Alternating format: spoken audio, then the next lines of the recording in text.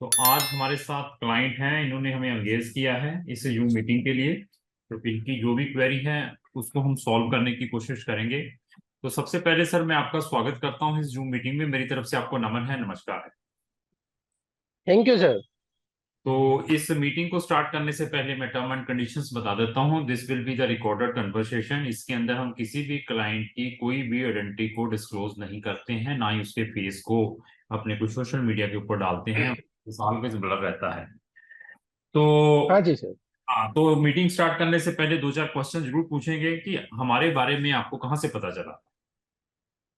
जी sir, मुझे YouTube से पता चला। तो यूट्यूब से पता चला आपको, तो कब से फॉलो कर हाँ रहे हैं? जी सर। सर मैं आपको फॉलो तो अगस्त मंथ से कर रहा हूँ। ठीक है। बाद में मैंने कई सारे जो आपकी चैनल पे रेगुलर वीडियो आते रहते थे मेरे केस के रिगार्डिंग, जो हम्म मुझे बैन लगा है यूके में, हम्म वो हम्म मैंने बाद में कई सारे केस आपके देखे। हम्म बाद में मैंने, यहाँ मैं गुजरात से हूँ, सूरत सिटी से। तो हम्म मैंने अपने काउंसलर से भी बात की, मेरे दो तीन फ्रेंड्स हैं उनसे भी बात की, तो उन्होंने भी मुझे बोला कि क्राउन इमिग्रेशन वाले का काम अच्छा है, आप ठीक आगे प्रोसेस कर सकते हैं। ठीक ठीक ठीक ठीक। तो तब, हाँ, ऐसे बाद में मैंने, नहीं, ऐसे है कि क्राउन इमिग्रेशन का काम अच्छा है या पुराना है। तो आपका पहले हम केस पूछेंगे। केस क्या है आपका? सर मुझे है ना, यूके में स्टूडेंट वीजा के लिए मैंने अप्लाई किया था सितंबर इनटेक के लिए। ठीक है। तो जब मैंने फाइल वीजा के लिए फाइल अप्लाई किया तो उसमें मुझे रिजेक्शन आया 10 ईयर के बैन के साथ। ठीक है। हाँ, तो फिर उन्होंने ऐसा बोला कि आपने जो बैंक स्टेटमेंट दिया है वो गलत है। ठीक है। तो आपका जो फंड्स थे, जो आपको 28 दिन पुराने दिखाने पड़ते थे, कौन सी शेप में दिखाए थे आपने वो? सर वो मेरा लोन के शेप में था, केनरा बैंक का स्टेटमेंट था मेरा। वो एफडीओडी और के मैं, एफडीओडी का हाँ, एफडीओडी के अगेंस्ट लोन था, स्टडी लोन था, कौन सा लोन था?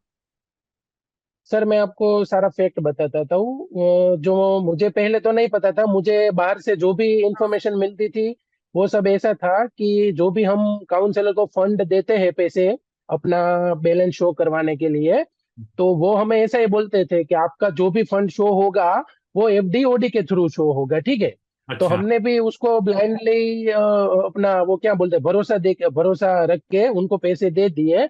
और उन्होंने हमने डायरेक्टली एक लेटर प्रोवाइड करवा दिया और ठीक हमने वो लेटर वहां पे रख दिया। ठीक है। बाद में हमें पता चला कि इन्होंने तो ओडी एफडी रखी ही नहीं थी। हम्म। तो ऐसा है, ऐसे बहुत सारे, आप you are not a one case है, ऐसे नंबर ऑफ केसेस हैं जहां पर इनोसेंट स्टूडेंट के साथ ऐसा होता है। मैं आपको इनोसेंट तो नहीं कहूंगा, उसमें आपका भी फॉल्ट है, क्योंकि why not you check this thing. और आपको, जैसे आपने ये हमारी वीडियोस कब देखनी स्टार्ट की, जब आप प्रॉब्लम में आए।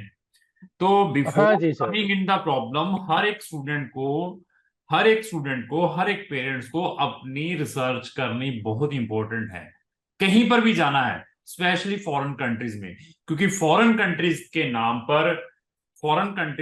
पर बड़े बड़े स्कैम निकलते हैं, बड़ी बड़ी लोगों से चीटिंग भी होती है। उसमें सबसे बड़ा मैं फॉल्ट अभी क्लाइंट का ही कहूंगा, क्योंकि client why not check these things before giving the case to any consultant. और हम क्या करते हैं, हम मोटिवेशंस में ज्यादा आते हैं। मोटिवेशंस क्या है? हमारी मोटिवेशन, सर हमारे ये वीडियो सारे के सारे वीजास आ गए, सर हम आपके साथ पैकेज करेंगे, सारी फीस वीजा लगने के बाद देंगे, सर ये देखिए हमारा ऑफिस, ये देखिए कितने वीजास लगे हुए हैं, हमारे कितने स्टूडेंट्स गए हुए हैं।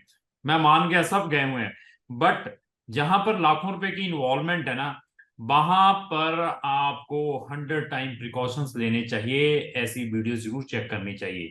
और अभी इसमें बताइए, सबसे बड़ा नुकसान किसको हुआ है? मुझे ही हुआ ना सर, हाँ, 10 साल का क्लाइंट का। बैन। आपको मालूम है कि अभी फीस भी वापस नहीं आएगी वहां से, यूके से। हाँ जी सर, वो हाँ, मैं कितने सर, मैं कितने आपको हाँ आपको कितने सुनिए, पाउंड, कितने सुनिए पाउंड की फीस है? सुनिए सर, मैं आपको बीच बीच में रुक रहा हूँ, मैं माफी चाहता हूँ, लेकिन मैं आपको एक बात बता दूं। हम्म। मैंने जो भी फीस पे की है, मेरा वीजा का फी का जो भी एक्सपेंस हुआ है, वो सब मुझे मेरा काउंसलर वापस देने वाला है। अच्छा अच्छा। क्योंकि उसने, हाँ, उसने जो थर्ड पार्टी थ्रू मुझे प्रोसेस करवाया था हाँ। फंडिंग के लिए, वो हम्म। उसके थ्रू मुझे पैसे दे रहा है। ठीक ठीक तो ठीक वो फी रिटर्न नहीं आ रही है, वो मुझे भी पता है। 4000 पाउंड मैंने पे किया था सर। ठीक ठीक ठीक ठीक ठीक ठीक। चलो, एक तो ये बड़ी चीज आपने बताई कि आपका कोई भी फाइनेंशियल लॉस नहीं हो रहा है, कि हाँ आपकी जी सर। की फीस भी वापस आ रही है, आपकी जो ट्यूशन फीस लगी वो भी वापस आ रही है। तो चलो, हाँ जी सर। टाइम आपका खराब हुआ, ऊपर बैन लगा है। ऐसे देखिए, हाँ। यहाँ पर ये एफडी ओडी वाले केस सबसे गंदे केसेस हैं। उसमें क्या हाँ जी सर। आपको मालूम है आपके साथ क्या हैपनिंग हुई है? आपने क्या? आपने 10% का मार्जिन डाला होगा जो एफडी बनी है। सर मेरी एफडी ही नहीं रखी थी, मैं आपको वही बोल रहा हूँ कि मेरे अकाउंट में एफडी ही नहीं रखी थी, सिर्फ लेटर ही दिया था। फिर लेटर फेंक ही दिया। चलो, एफडी भी रखी होती है, एफडी ओडी वाला भी लेटर चलता नहीं है। जो एजेंट्स मार्केट में क्या करते हैं कि 10% आपका डालते हैं मार्जिन मनी, और नब्बे हाँ परसेंट डाल के आपकी हाँ एक हाँ। एफडी बना देते हैं। ठीक है। हाँ जी सर। एफडी के अगेंस्ट बैंक से ले लेते हैं लोन। हाँ जी सर। वो बैंक क्या करता है कि आपको उसके अगेंस्ट लोन सैंक्शंस करके आपके अकाउंट में 90% डाल देता है। हाँ। ऐसे ही ना, आपकी वो एफडी की एफडी रहेगी, वो 90% जो बैंक में डाल दिया ना, वो 90% जो एजेंट है वो अपने पैसे निकाल देता है बैंक से। हाँ जी सही बात है सर। निकालने के बाद जो आपका वो डॉक्यूमेंट है, that is not valid anywhere. अच्छा, आपके केस में ये भी नहीं हुआ, आप कह रहे हैं उन्हें सिर्फ लेटर ही दिया, कुछ भी नहीं था, वो भी खुद ही बना के दे हाँ दिया। जी सर। तो अभी ऐसा है कि आपने जब वीजा रिफ्यूज हुआ उसके बाद एडमिनिस्ट्रेटिव रिव्यू का आपको राइट मिला, तो आपने फिर एडमिनिस्ट्रेटिव रिव्यू भी डाली होगी। हाँ जी सर, एडमिनिस्ट्रेटर रिव्यू डाली थी। तो आपको दो बात बता दूं, मैंने जैसा लेटर आपको बोला ना कि मुझे एफडीपी नहीं हुई थी, तो हम दो बंदे थे, हम्म। एक मेरा फ्रेंड भी था, हम दोनों ने सेम डेट पे सेम काउंसलर से सेम फाइनेंशियल लेटर लिया था और अप्लाई किया था। एक मिनट, हाँ सर, मैं थोड़ा घर पे कोई आया। तो ऐसा एक है, मिनट, हाँ सर, सॉरी सर। कोई बात नहीं। ऐसा है कि मैं पब्लिक को ये अवेयर कर दूं कि हमारे पास ऐसे नंबर ऑफ केसेस आते हैं जहां पर यूके के बैन लगते हैं, रिफ्यूज भी होते हैं। ऐसा नहीं है कि मेरे पास आया तो 100% आपकी अपील भी अलो होगी। गलतियां की हैं तो उसकी सजा भुगतनी ही पड़ेगी। मैं ट्राई कर एक सकता सेकंड हूँ, फ्लोर पे दे दो ना, कंचन डेमो पे। 50-50 चांसेस हो सकते हैं आपकी कोई प्री एक्शन प्रोटोकॉल अलो हो जाए, या आपकी एडमिनिस्ट्रेटिव रिव्यू अलो हो जाए। बट वी आर नॉट हाँ। द डिसीजनिंग अथॉरिटी, ना हम एम्बेसीज हैं, ना हम कोई कोर्ट हैं। We are only the representative. हम आपके केस को किस वे से रिप्रेजेंट कर सकते हैं, वी आर दैट वन। अभी ऐसा तो नहीं है कि हर चीज की 100% रिजल्ट्स रहते हैं। तो अगर आपके हाँ, साथ सही कोई बात भी है। ऐसी हैपनिंग हुई है, यूके का किसी भी टाइप का आपके ऊपर बैन लगा है, या किसी और भी कंट्री से आप रिफ्यूज्ड हैं, वहां पर आपको राइट ऑफ अपील मिली हुई है, तो you will consult with us. हमारे पास टेक्निकल टीम है, जिनको इंडियन लॉ के बारे में, फॉरेन के लॉ के बारे में बहुत अच्छा नॉलेज है। उनके ओपिनियन लेने के बाद we are putting the appeal in that, जो भी उनकी एम्बेसीज हैं या उनकी जो भी कोर्ट्स हैं फॉरेन कंट्रीज के अंदर। बट ऐसा नहीं है कि वहां पर आपको 100% रिजल्ट मिलेंगे। बार बार मैं वर्ड रिपीट कर रहा हूँ। कहां पर 100% मिल सकते हैं? केस को रिव्यू करने के बाद, असेसमेंट करने के बाद। तो ऐसा है कि एक हमारी एक डेडिकेटेड प्ले लिस्ट है यूके रिफ्यूज केसेस के ऊपर, या अनदर कंट्री रिफ्यूज केसेस के ऊपर। वहां पर ऐसी बहुत सारी स्टोरीज हैं, सक्सेस स्टोरीज भी हैं, टेक्निकल स्टोरीज भी हैं। उसका लिंक भी मैंने अपने डिस्क्रिप्शन बॉक्स में लगाया है। वहां जाकर हमारी नंबर ऑफ वीडियोस वॉच करें। अगर आपके साथ भी ऐसी सेम थिंग हैपनिंग हुई है, तो आप भी हमारी ऑनलाइन काउंसलिंग ले सकते हैं, but it is not free. It is paid consultancy है, जिसके अंदर हम आपको फैक्ट बताएंगे। प्रॉब्लम क्या है कि आप लाखों रुपए यूनिवर्सिटीज को भेज देते हैं, लाखों हजारों की फीस आप दे देते हो कि मेरा अभी प्रायोरिटी में वीजा अप्लाई किया जाए, जिसकी हम 80-70-80 हजार रुपये फीस दे देते हैं। अपना इंश्योरेंस के पैसे भेज देते हैं। जब मैं कहता हूं कि डालो 5,000, फिर कहते हैं कि यार आप तो बात करने का भी 5,000 रुपये लेते हैं, क्योंकि हमारा टाइम इंपॉर्टेंट है। We are not free. आपको जो फ्री वाला दे रहा है, तो you can take the service of that consultant. तो अभी आपके टॉपिक के ऊपर आते हैं। हाँ, आगे बताइए क्या हैपनिंग हुई थी दो जाने से तो। हाँ, हम दो बंदे थे, हम दोनों ने सेम डेट पे अप्लाई किया था, सेम काउंसलर से लेटर लिया। हम्म। तो उसमें क्या हुआ, उसका रिजल्ट आया 3 मंथ के बाद, ठीक है। और मेरा रिजल्ट आया विद इन 18 डेज में। ठीक है। उसको 3 महीने के बाद उनको ऐसा भी बोला, ईमेल के थ्रू, होम ऑफिस के जो सेल्फ फिट करके कोई ईमेल आता है ना, डॉक्यूमेंट वाला, हाँ, उसमें हाँ। से ईमेल आया, वी कैन हाँ, we are not able to verify your bank statement, so I will request you give me another bank statement as well as I will require to conduct interview. ठीक है। ऐसा उसको mail आया। ठीक है। तो उसका नेक्स्ट डे इंटरव्यू हुआ। इंटरव्यू में भी फर्स्ट क्वेश्चन वही पूछा कि आपका फंड क्यों वेरीफाई नहीं होता। ठीक है। तो बाद में उसने नया अपडेटेड कॉन्टेक्ट डिटेल दी। तो उसमें बाद में उसका फिर भी रिजेक्ट हुआ 3 मंथ बाद। ठीक और है। मेरा तो विद इन 15 डे में ही हो गया था। तो बाद में मैंने है ना सर जीओवी की वेबसाइट में जाके वो सब कंडीशन पढ़ी कि अगर मुझे 9.7.2 का जो लगता है वो लो वाला, तो उसमें क्या रहता है। तो हम्म। उसमें ऐसा क्लियरली मेंशन था कि अगर केस वर्कर एग्जीक्यूटिव एप्लीकेंट को ये लो लगाता है तो उसकी रिस्पॉन्सिबिलिटी है कि वो एक बार एप्लीकेंट को इन्फॉर्म करे वाया ईमेल या फिर वाया इंटरव्यू। हम्म। तो मुझे तो सर ऐसा कुछ भी नहीं हुआ और डायरेक्ट मुझे 10 ईयर का लगा दिया। मेरे देखिए, फ्रेंड को उसका 10 ईयर का नहीं लगा। नहीं मैं मान गया, देखो फिर केस टू केस डिपेंड है ये चीज। ऐसी ग्राउंड आपने जब अपील डाली थी कि whether you mention this ground on your appeal और नॉट। नहीं सर, ऐसा तो हमें नहीं पता तो था तभी जब एयर नहीं एयर नहीं किया नहीं ना। नहीं, नहीं पता था तो आपको एटलीस्ट फिर 25,000 रुपया खर्चने चाहिए थे, हमें डालने चाहिए थे। कब से चैट कर रहे हैं आप भी चैट। वो भी सही बात है, हाँ हाँ जी सर। तो तो अभी वो अभी क्या क्या था, है? हाँ वो सर एक मेरी मिस्टेक हो गई थी। हाँ, एआर करने के बाद मैंने आपके साथ डिस्कशन स्टार्ट किया। तो वो देखिए, मैं मान गया, मैं आपकी बात हाँ मान गया। वही चीज हमने टेक्निकली ऐसी चीजें जरूर मेंशन करते हैं उसके अंदर, जो अभी आपने टेक्निकली हाँ इतना टाइम लगाया, उसको पढ़ा, सारा कुछ किया है।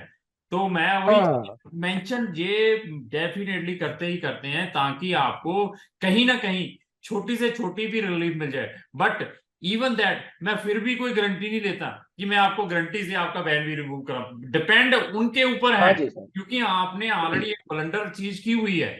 ब्लंडर चीज क्या है कि you are taking the visa by using a fake document. That is a big blunder. Even जब आपके उन्होंने, मैं आपको, आपने तो फर्स्ट टाइम अप्लाई करना है। इधर 16-17 साल हो चुके हैं इस इंडस्ट्री में, कि मैं आपको पास्ट की एक्सपीरियंस बताता हूँ। पास्ट में क्या होता था, इंटरव्यू के टाइम भी ना वो पुलिस वालों को बुलाकर अरेस्ट करवाते थे साथ में, कि अरेस्ट करो इनको, ये fake document using for the purpose of visa. तो ऐसे केसेस भी हुए हैं। बट ड्यू टू रश होने के कारण, बेसिस में बहुत सारे केसेस होने के कारण, वो इस टाइप की लिटिगेशंस को इग्नोर करते हैं कि छोड़ो इसको, कंट्री बैन किया जाए, इंस्टेड ऑफ ऐसी लिटिगेशन में हम भी इन्वॉल्व हों। ठीक है ना। समझ गया। तो अभी आप हमसे क्या चाहते हैं आगे, क्योंकि अभी आपकी एडमिनिस्ट्रेटिव रिव्यू का भी डिसीजन आ चुका है। उसके अंदर उन्होंने नोट ए हाँ, सिंगल, आपने देखा ना वो। मैं देख लिया सर, मैंने उसको देखने के बाद ही उन्होंने नोट ए सिंगल रिलीफ आपको दी है। अभी मैं आपको बताता हूँ मेरे केस में मैंने जो डॉक्यूमेंट सबमिट किया था उसमें जो कॉन्टेक्ट डिटेल थे उसमें उन लोगों ने वेरीफाई किया था। तो हम्म। मेरे ओर से सर ये 100% है कि यहाँ से हमने रिप्लाई नहीं दिया। कहाँ से? क्योंकि टेक्निकल इशू के बैंक में से केनरा बैंक का जो मेरा ईमेल आईडी फर्स्ट टाइम उनको दिया था हम्म। उसमें से यहाँ से बैंक वालों ने उनको रिप्लाई नहीं दिया है। हम्म। क्यों? क्योंकि उन्होंने मुझे यह बोला कि हमारे सर्वर में टेक्निकल इश्यू था। हम्म। और और बैंक वालों ने मुझे अपने लेटर पेड पे भी लिख के भी दिया है कि ये टेक्निकल इश्यू की वजह से हमने ये नहीं कर पाए, तो हम आपको अपडेटेड डिटेल देते हैं, आप उसमें वेरीफाई कीजिए। वो डॉक्यूमेंट मैंने एआर में डाला था। तो एआर में उन लोगों ने कुछ वेरीफाई ही नहीं किया। तो अभी आप हमें एआर की कॉपी जो आपने बनाई है, ओके। साथ में बैंक का लेटर भेज दीजिए। मैं अभी कोशिश करूंगा कि क्या हो पाएगा, but it is not like that कि कोई आपको रिलीफ मिल पाए। But I will need to check it कि आपकी ग्राउंड क्या थी, जो आपने टेक्निकली वर्डिंग अपने बैंक से ली थी, उसके अंदर उसने किस टेक्निकली चीज से लिखा हुआ है। सिर्फ लिखने के ऊपर ही है कि सामने वाला अपनी गिल्टी को किस वे से रिप्रेजेंट करता है सामने वाले के पास, और सामने वाला उसको किस सिस्टम से रीड करके आपके केस में पॉजिटिव कोई रिस्पॉन्स दे। लिखने लगाइए ये सारा, ये सारी चीज उसी के ऊपर डिपेंड है। वो टेक्निकली चीजें क्या मेंशन करनी होती हैं। यानी हो ये चीजें आप हमारे जो लॉ डिपार्टमेंट है जो देख रहा है हमारी इमिग्रेशन का, उनको भेजें जिन्होंने आपकी जो जूम मीटिंग ऑर्गेनाइज करवाई है। उसको रिव्यू करने के हाँ बाद फिर फर्दर हम देखते हैं इसके ऊपर क्या कर पाएंगे सर।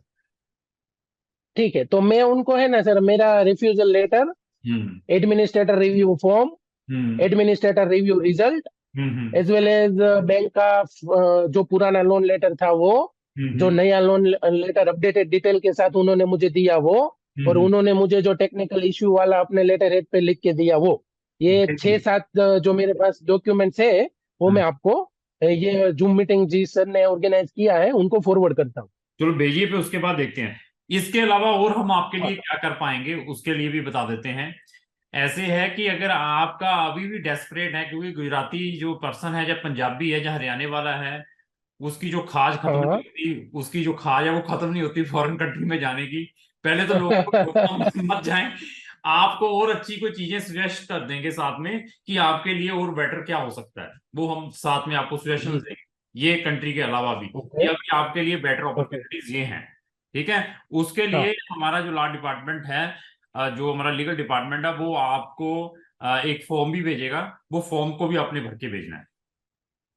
ठीक है। ठीक है सर, और कुछ पूछना चाहें? मैं क्या जान सकता हूँ ये यूके की वजह से हमें क्या पूरे यूरोप में नहीं मिल सकता? सर टेंशन लेने का नहीं है, पूरे यूरोप में जा सकते हैं आप। कोई ऐसा चक्कर नहीं है। ओके। टेंशन लेने से या उस चीज के क्या, चलो एक एक्सपोज लगते हैं। क्या अगर आप फॉरेन नहीं जाएंगे तो क्या आपको खाना नहीं मिलेगा? नहीं सर, क्या ऐसा आप तो नहीं फॉरेन है। नहीं जाएंगे तो आपको नींद नहीं अच्छी आएगी? सारा कुछ। नहीं नहीं नहीं सर। आप तो प्रेयर करें कि मोदी जी ने, आपकी स्टेट के मोदी जी को तो जानते हैं कि नहीं जानते? हाँ जी सर, जानते हैं ना। उन्होंने तो इंडिया को इतना शाइनिंग कर दिया है। फॉरेन की सब कंपनीज यहाँ पर आ रही हैं। हाँ मैं जी आपको सर, रियली बताऊं, वहां पे कुछ नहीं है। पता है मुझे और सर। और भगवान को प्रेयर करें। मैं आपको रियली अपने दिल की बात बताता हूं कि आप सेफेस्ट जोन में हैं अभी भी। यूके में और ज्यादा सिचुएशन खराब होती है आपकी यूके जाने के बाद। वहां पर ऐसी सिचुएशंस हैं, काम नहीं मिल रहा है, लोग सड़कों पर बैठे हुए हैं, और धड़ाधड़ पब्लिक जा रही है, पता नहीं वहां पर क्या है क्या नहीं है। और मेरे पास डेली फोन है यूके। अब यूके के डेली 5 से 6 फोन मेरे पास आते हैं, सर हमें किसी और कंट्री में रिलोकेट कराएं। यहाँ पर तो खाने के पाले पड़े हुए हैं। 70% जो हमारा बच्चा, 70 से 80% बच्चा वहां जाकर इरेगुलर है, they are not going to the universities, और वहां पर इलीगल काम कर रहे हैं पैसा देने के बावजूद भी, 10 10 12 12 15 15 लाख। और वहां की जो ऋषि गवर्नमेंट है, they are going to be more strict international students के लिए। अभी पोस्ट स्टडी पर उन्होंने अभी स्पाउस का खत्म किया है, स्पाउस का हाँ, बंद कर दिया है। अभी आने वाले टाइम में और बहुत सारी चीजें बंद करेंगे वो।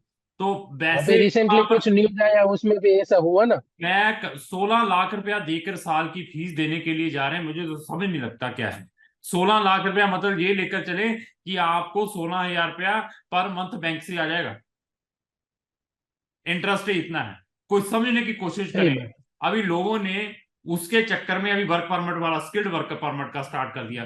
25 25 35 35 लाख रुपया के नाम पे साथ कह रहे हैं कि वहां पर आप वर्क परमिट पर जाएं, साथ में अपनी स्पाउस को लेकर जाएं। और वहां जाने पर कोई जॉब नहीं है ना, उनका कोई स्पॉन्सर है वहां पर। वो सड़कों पर घूम रहे हैं और सही रोड बात है। वहां पर।